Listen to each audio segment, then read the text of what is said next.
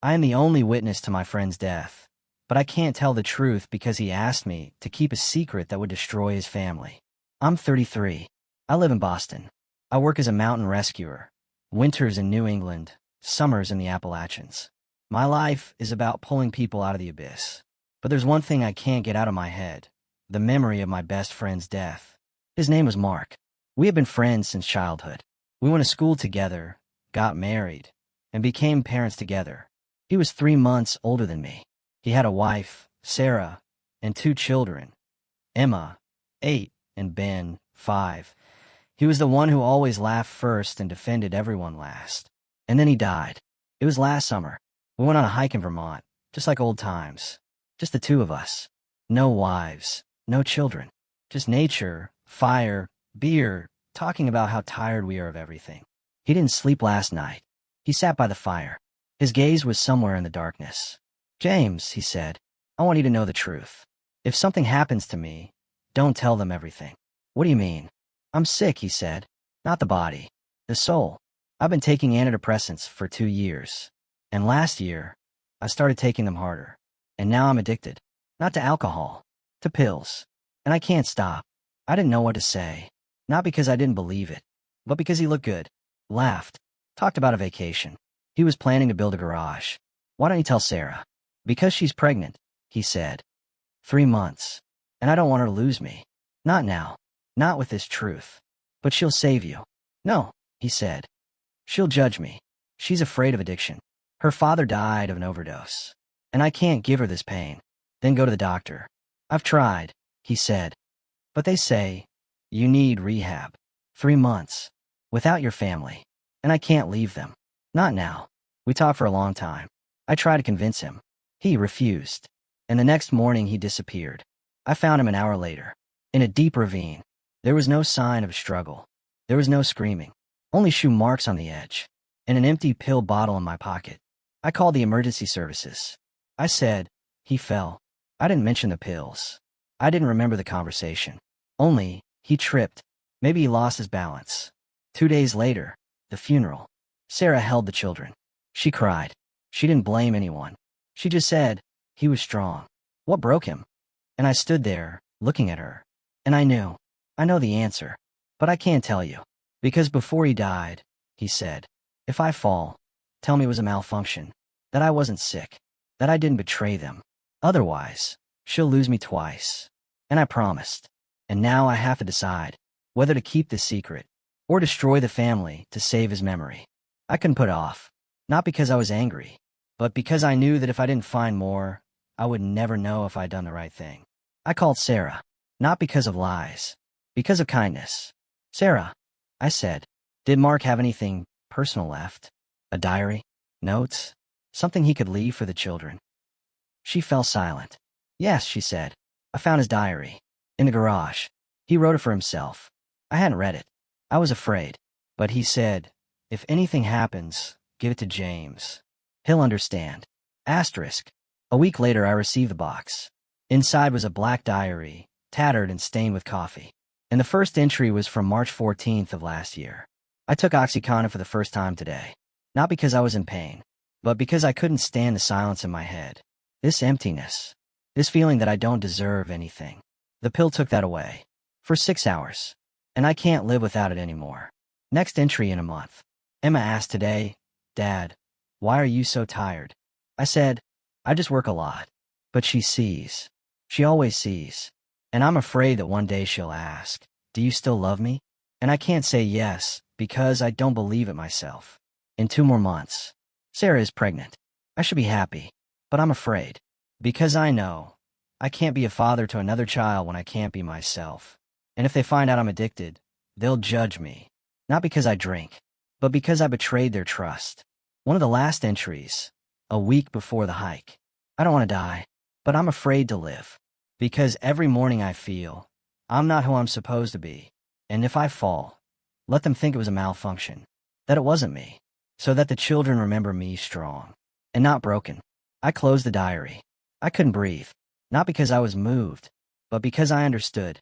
He wasn't just afraid of death. He was afraid of being lost. That his memory would become dirty. That the children would say one day, Our father was weak. I went to his grave the next day. I brought the diary. I put on the tombstone. You asked me to keep quiet, I said. And I'm not. But I can't stand it when they think, he just fell. You fought. You were strong. And that needs to be said. A week later, I asked Sarah out for coffee. Not to a cafe. To a park. Where Mark and I used to go when we were kids. I have something he wrote, I said. I couldn't tell you before. But now I understand. You have a right to know. What? He fought, I said. Not with physical pain. With inner pain. He took pills. Not because he wanted to run away. And because he couldn't stand himself. And he was afraid that you would lose him if you found out. She fell silent. Not angry. Not crying right away. Why were you silent? Because he asked me to, I said. He said, let the children remember me as strong. And I promised. And now I understand. Strength is not hiding weakness, I said. Strength is fighting it. And he fought. Every day. And he didn't betray you. He loved you. But he couldn't save himself. She cried. Not quietly. Like someone who finally hears the truth. I thought he had lost interest, she said. That I wasn't enough. That he didn't love me. And he just suffered. Yes, I said. And now you have to decide. Do you want your children to know the truth? Not all of it, but part of it. So that they know their father fought. And that's not shame. That's memory. I couldn't let it go. Not because I was angry, but because I knew that if I didn't find out if he really wanted to hide the truth, I would never know if I'd done the right thing. I called the doctor Mark had been seeing. Not because of confidentiality. Because the diary said, Dr. Levy knows. But I asked him to keep quiet. Doctor, I said, I'm James, Mark Ellis's best friend. He died last year. I know you treated him. And he asked you not to tell his family. Silence. Yes, he said. I knew. He came to me 2 years ago. With initial depression. Then anxiety. And then an addiction to prescription painkillers.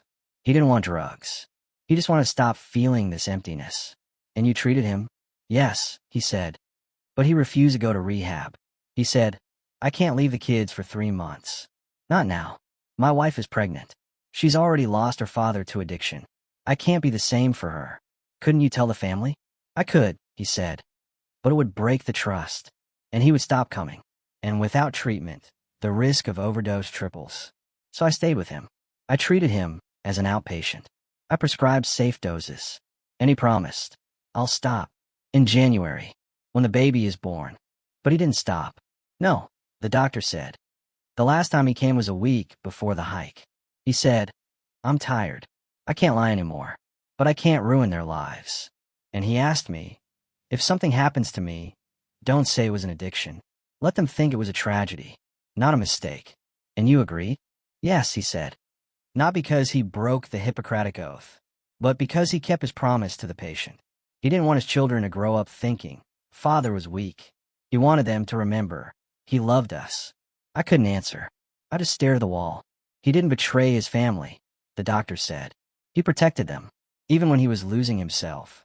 The next day, I said to Sarah, I want the children to know part of the truth. Not all of it, but enough to understand. Their father fought. What do you mean? I want to tell them that he was sick, not in body, in soul.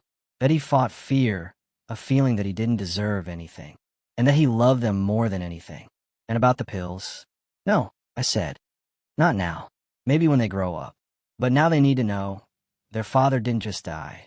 He fought. And that's not shame. It's memory. She looked at me for a long time. Then she said, I thought he lost interest in life.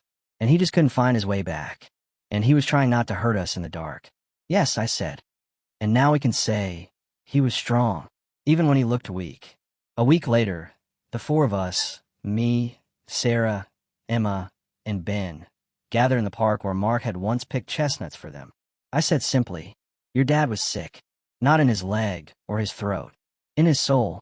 Sometimes people lose faith in themselves. But he never lost faith in you. He fought. Every day. And he loved you more than anything. Emma looked at me. Did he know he loved him? Yes, I said. And that's why he didn't want you to see him suffer. He wanted you to remember his smile. Not his pain. Ben said, I want to draw him. Not sad. And with a chestnut. Do that, I said. And right underneath it, my dad fought. And he loved me. Sarah found the letter a month later. Not in the garage. Not in a drawer.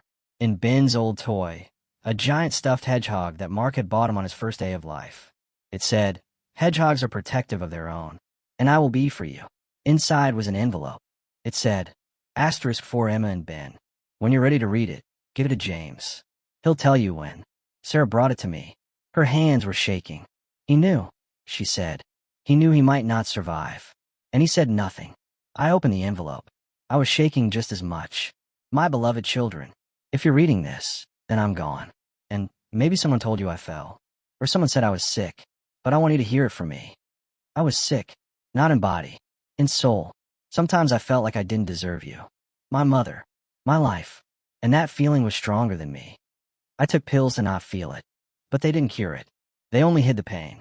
And over time, I lost control. I don't want you to think I betrayed you. I never stopped loving you. Even on the darkest days. Even when I couldn't say it out loud. I didn't die because I wanted to die. I died because I couldn't find my way back. And I ask you one thing. Forgive me. Not because I deserve it.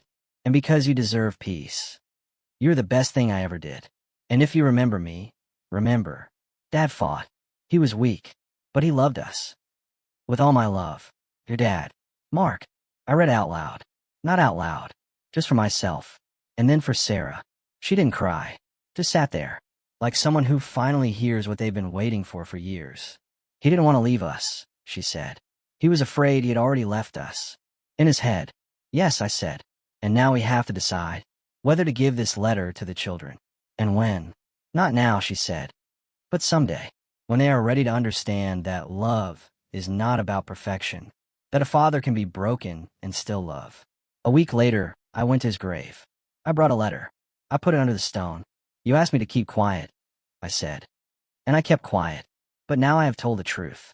Not all of it, but the truth that needed to be told. And they know you fought. And they love you, even if you didn't believe it. A month later, Emma brought a drawing. It was of Mark, holding 2 children. The inscription, my dad. He was sick, but he was here. I want to hang this in a room, she said, so that we don't forget that he fought.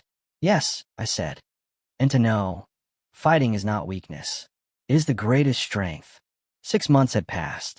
Sarah had invited me to family home evening. Not formally, not on purpose. Just, the kids want to talk.